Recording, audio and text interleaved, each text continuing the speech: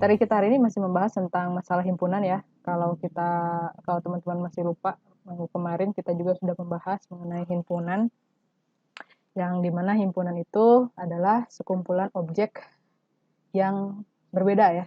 Jadi sekumpulan objek yang berbeda, dimana dia bisa kita tuliskan secara mendaftar atau enumerasi, kemudian kita bisa menuliskan menggunakan notasi dengan adanya syarat, atau kita juga bisa menggambarkannya menggunakan diagram pen. Nah, kemarin kita sudah mengenal bahwasanya di dalam himpunan ini ada beberapa operasi ya. Masih ingat operasinya apa saja? Jadi pertama, jika B itu adalah sebuah himpunan ya, himpunan X, di mana contohnya X adalah bilangan bulat, anggota bilangan bulat, contohnya F bilangan bulat positif, dan contohnya X itu adalah kurang dari sama dengan 10. Nah, berarti kalau di sini kita bisa dapatkan bahwasanya X itu adalah 1, 2, 3, sampai dengan 9 dan 10 ya. Maka di sini kemarin kita bisa mendapatkan jumlah elemen dari si B ini adalah 10 ya. 10, 1, 2, 3, semuanya P10. Tuh, ya. Nah, kemudian kita juga bisa menyebutkan bahwasanya 1 itu merupakan anggota dari B, terus juga 2 itu merupakan anggota dari B. Nah, terus juga kita bisa membuat himpunan bagian ya. Himpunan bagian itu yang kita kasih tanda seperti ini, atau kita kasih tanda seperti ini. Bedanya kalau ini merupakan proper set atau himpunan bagian sebenarnya, di mana nanti himpunan yang di sebelah kanan itu tidak akan sama dengan himpunan di sebelah kiri. Tapi kalau ini masih memuat kemungkinan di mana si himpunan sebelah kanan ini sama dengan himpunan sebelah kiri.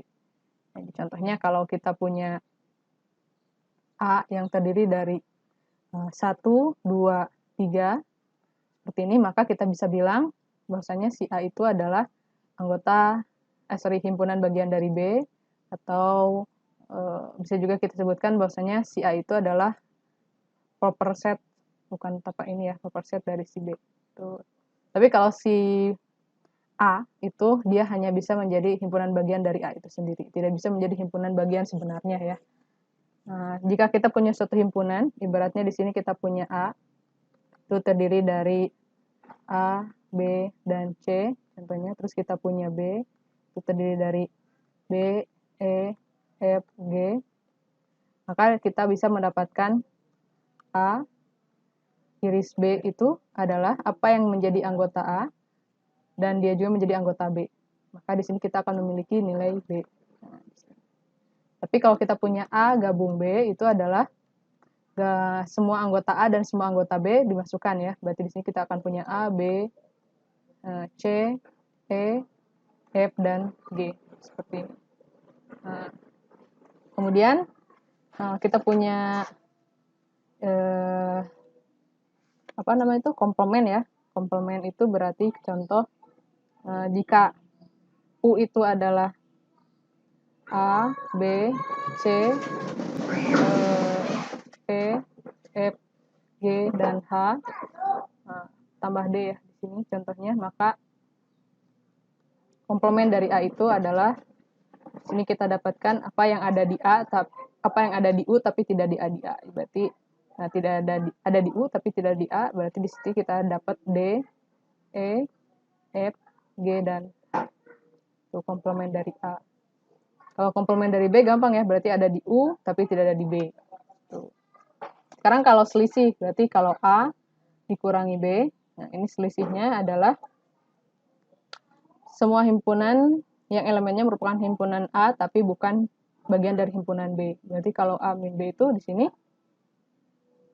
yang anggota A tapi bukan anggota B itu adalah si A dan si C. Gitu ya. Kemudian ada beda setangkup. Beda setangkup itu dituliskan seperti ini A, beda setangkup dengan B. Itu kita dapatkan beda setangkup itu adalah himpunan yang elemennya ada pada himpunan A atau himpunan B tapi tidak pada keduanya. Berarti di sini kita punya A, C, E, F, dan G. Kecuali si B, karena B itu ada di A dan ada di B juga. Tuh ya teman-teman. Nah, operasi-operasi ini itu bisa kita rambatkan. Artinya, pada saat kita punya suatu operasi pada himpunan yang lebih dari 2 pasang, maka kita bisa melakukan perambatan dengan menuliskannya seperti ini. Ya, jadi, jika kita memiliki jika di sini kita memiliki himpunan A1, A2 sampai AN dan dilakukan operasi irisan, maka kita bisa buat di sini perambatan dari mulai I sama dengan 1 sampai N, di mana objeknya yang dirambatkan, yang diiriskan adalah si A ini. Nah, itu sama semuanya dibuat seperti itu. Ya, contohnya seperti ini. Nah, ini contohnya. A1 kita punya A, B, C, D, dan I. A2 kita punya A, B, C, D, E, F, G, F, H. A3 kita punya A, P, E, H. Maka kita bisa melakukan proses perambatan untuk irisan dari I sama dengan 1 sampai N untuk A1, AI. Maka isinya adalah A1 diiris A2, diiris oleh A3. Maka kita dapatkan semua elemen yang ada di A1 juga menjadi elemen A2 dan otomatis menjadi elemen di A3. Kita dapatlah A dan B seperti ini. Nah, kalau seandainya sekarang kita punya seperti ini, contohnya gabungan dari I sama dengan 1 sampai dengan N untuk AI, maka kita akan punya A1 digabung A2 digabung A3. Maka kita akan mendapatkan semua elemen yang ada di A1, A2, dan A3. Berarti kita akan dapat A, B, C, D, E, F, H, I, dan J. Nah, itu ya, I dan J.